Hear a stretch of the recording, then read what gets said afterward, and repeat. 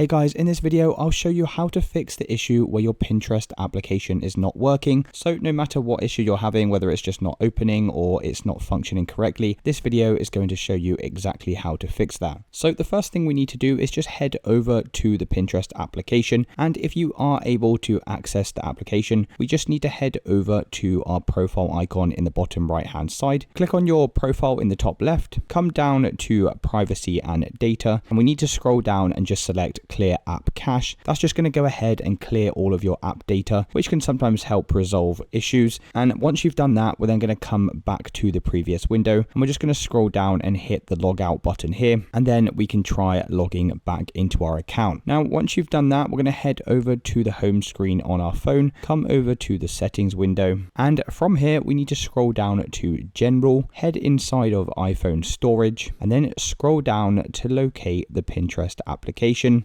Once you've located Pinterest from inside of here, just select the app, click on Offload app, and confirm by clicking Offload app. Now this would just go ahead and reinstall all of the important files and data. So it's kind of like having a fresh installation of the app without losing any of your data. And once you've done that, we're going to head back one window inside of general, come up to software update, and from here just check for updates and ensure you are running the latest version of iOS, which is important because sometimes new software releases contain things like bug fixes and performance updates. So just go ahead and make sure you're fully up to date here, and then we can head back over to the Pinterest application and check to see if that's now fixed the issue for us. If that's still not working, another issue could be with your internet connection. So head over to your home screen on your phone and click settings, come over to Wi-Fi, and I'd recommend trying to switch between your Wi-Fi and your mobile data to see if you encounter the same issue using different networks. If you're encountering the issue on both your network and your mobile data, then you can probably rule out your internet connection. And the last thing we can try to do to fix this issue